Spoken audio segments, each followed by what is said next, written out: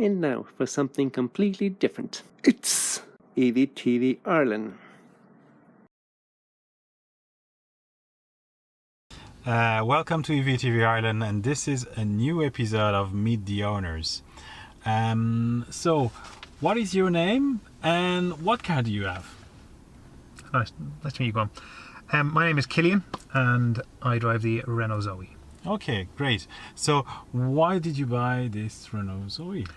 I chose the Zoe for two reasons mainly, and one was that the battery rental was attractive to me, and it meant that I could get into an electric car without having to pay that much money up front. And the second was the three-phase charging. I was able to work out that for Ireland it really suits the Irish charging network. Yeah, it's very good. Infrastructure has a lot of 22 kilowatt exactly chargers. So just to specify for the viewers, the Renault Zoe has been sold with the battery lease at the beginning, and for the last 2-3 years the battery is included in the car. So correct. If you look into a used Zoe, you have both options, so look it up carefully. That's quite important. So is that your first EV? It is, yeah. First electric car, yeah. How long have you had this for? 2.5 years now. Okay. Yeah. What mileage did you do? About 25,000 kilometers a year. Okay. Yeah. But I don't do a lot of commuting. It's a short distance to work, but I do a lot of drives to Dublin. So even though it's a smaller battery one, I do a lot of long distance driving as well. Okay. From Clare to Dublin. So. Okay. So what was your last petrol diesel car? It was an Audi A4 convertible. Oh, that's very different from very the different. Zoe. Yeah. Yeah. Yeah. That's good. So how does it compare? I prefer the Zoe. Yes. Completely prefer the Zoe. Yeah. It's a million times more comfortable, better to drive. It doesn't have a convertible, which is the one thing that the Audi had, but it's costing me a fraction of the amount of money that the Audi costs to run. Of course, running costs. There's more space in the Zoe as well. Yes. Yeah. It's very good, very roomy, as we've seen recently with the banana box test from Björn Newland. How big is the battery on yours? It's a 22 kilowatt hour battery. So that's the smallest one. The Zoe then came with a 41 kilowatt hour battery, and then the new Zoe has 52. What's the realistic range that you? The realistic range, if I'm telling you about it, I say minimum I can get is 100 kilometers in any conditions. Okay. But I have gotten 160 kilometers out of it in the summertime. But 100 kilometers comfortable. Yes. Winter is a bit harder. Yeah. But there's a heat pump on every Zoe. There is, yeah. It kind of helps. What's the longest journey you've done with the Zoe? It was the 500 kilometer challenge. With, yes. From Dublin, Cork, Dublin. Yes. That was the longest in one go. Yeah. But before that, I actually went from Clare to Dublin, and then down to Cork and back, and then back to Clare. So it was actually more like 1,000 kilometers. Yeah, that's quite. That was a very long couple of days. It was. And the 500 kilometers. How many hours did you take? Can't remember. That took me 11 hours because the charger wasn't working in Ireland. Oh yes, there was a few. There's a problem. Issues. Had that worked, I think I could have hit 8 hours. How much did this car cost you? You bought it used, right? I bought it used. I bought it second hand, and I bought it in the UK. Mm-hmm. And it cost about €7,000 to buy. And I bought two of them. I bought one for my mother as well. That's one of the reasons why I needed the battery rental, because my mother needed a car as well at the same time. Mm-hmm. So I needed to get two cars. And the local Renault dealer in Ireland was offering me a battery rental Zoe for €15,000. And I went to England and got two of them for just over €14,000. This is amazing. So my mother's happy with hers, and I'm happy with mine. So okay, we both got two for the price of one. Two for the price of one. Yeah. This is crazy. I think at the time probably the value of electric vehicles were lower. There was less demand. Yeah. And since then it has picked up a bit, and it's a bit different story. Unfortunately, it's not. They're not as cheap now, but it was in the UK. There was a lot of them came off the 3-year PCP. Mm-hmm. And there's a lot of second-hand ones available, so they were cheaper to buy then. Yes, yeah, that was a bargain that you did grab. That's for sure. How do you go about finding public chargers? I have no charger at home, and for 2 years I had no charger at work. Only in the last few months I've been able to charge at work. Okay. So I've had to use the public charging network all the time for all my charging. And in Clare, there's not nearly as much congestion as there is in other parts of the country. But still, it's been a challenge at times. With the charger being broken for long periods of time, you have to adjust. But the Zoe is probably the easiest car to charge, and that's one of the reasons why I went with the Zoe, is because it was so easy to charge, because it charges so quickly. An hour at most is all it ever takes me to charge. The worst case scenario, well, a 22 kilowatt charger is an hour. So. Exactly. Some people call those slow chargers. They are not slow, they are standard chargers. But for you, it's an hour, so they're not that slow. Yeah, that's I'm happy. Yeah. Exactly. What charging equipment did you get with your car when you got it? With the car, I just got a cable, just the Type 2 Type 2 cable. Yeah. There's no granny cable. No. It doesn't come with the Zoe. You can get one, but I didn't, and I haven't needed it either. And what did you buy? You bought some extra equipment? I did. I bought a second cable, a Type 2 cable as well, but I made it into an extension cable. So I cut a bit off the end of the plug, so it will daisy chain with my Type 2 cable and give me twice the length. I can use it on the fast chargers as well, and it actually brings it down to 22 kilowatts, but adds an extra 5 meters to it. So if it's blocked, I have had to use it once where a van was parked in front of a fast charger and I needed a charge. I daisy chained it in, and I was able to get 22 kilowatts from the fast charger. Oh, and the machine accepts it. It does, It doesn't know any better. Yeah. That's very good. And I think you got as well another special cable for... I did. I got a Type 3 cable in case I probably will at some point drive to France. The Type 3 is an unusual plug that they use in France, as you know. And it was... I haven't used it yet because they don't have it here in Ireland, but I got it in case I want to go driving in France. So. It could save you. It could save you time. That's for sure. Yeah. So you don't have a home charger. No. So you charge exclusively on the public. Now I have a charger in work. Okay. My employer has put in charge in a few different locations, and the one where we are, it's free for us to charge. And there's 3 people at work that use that. Okay. So.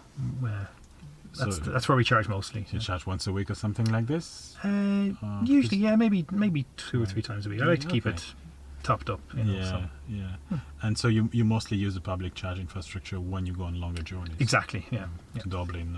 And I would need to use that when I drive to Dublin because my car doesn't have enough range to get. Exactly. So I have to use it. Yeah. Even to Cork here. You have to do a pit stop somewhere. I have to do a 20-minute stop in Charleville. But you can stop in Charleville. That's the difference.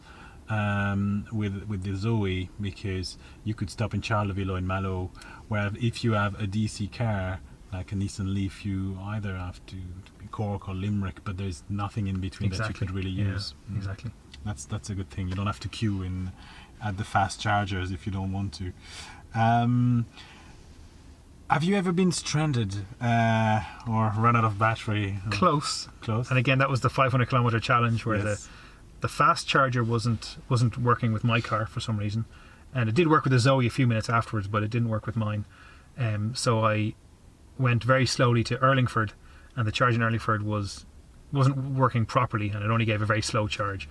So I had to wait a little bit longer, but still made it in the end. Exactly. Yeah. It was a race. It was a race, so you took some risks. Exactly. Yeah. I stretched my range a little bit more than I would have normally. Exactly. But I have come across on my journeys to Dublin and Clare where a fast charger isn't working, and once I go to the nearer slow chargers, it only takes me an extra 20 minutes. So I'm never really stranded, even with the slow chargers nearby. It's very good. Yeah.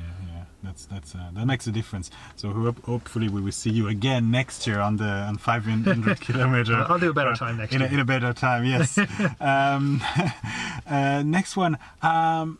What is your favorite thing about this car, or things? What do you like the most about the Zoe? There's a lot of things, and I've always liked my cars, and I've always been liked manual cars, but I love the automatic driving, particularly at roundabouts. Because electric cars have a very quick uptake, as we all know, but on a roundabout there might be a small gap, a safe gap, but it can be small. If you have a manual car, you have to take the risk: am I in the right gear? Is it going to stall? Am I going to do the clutch properly? Now, experienced drivers get all these things done, but there's always the odd time when you get that wrong. Yeah. And with the Zoe, is a nippy little car. A gap in a roundabout, it's mine. Every single time. It never lets you down. So actually city driving is really, really good with the Zoe. It's Yeah. My favourite thing about it is that it's quick. You want to go somewhere, your car is there. You know, Yeah, it moves yeah, into the gaps very, very easily. Is there something you don't like about your car, or do you have it? You want to have it better? Something. I think the same with every electric car is range. As I say, range is king. Yeah. Having more range will always make Yes. your experience in an electric car better. Gives you more options and less worry about where you have to charge and that. So Yeah. range is the only thing. But the new 50 kilowatt hour Zoe is out, but I manage just fine with the 22. I don't have a desire to change into the 50. No, I'm happy no. with the 22. Yeah, because you're used to this setup, and I'm used to it's it. I'm Yeah. brave.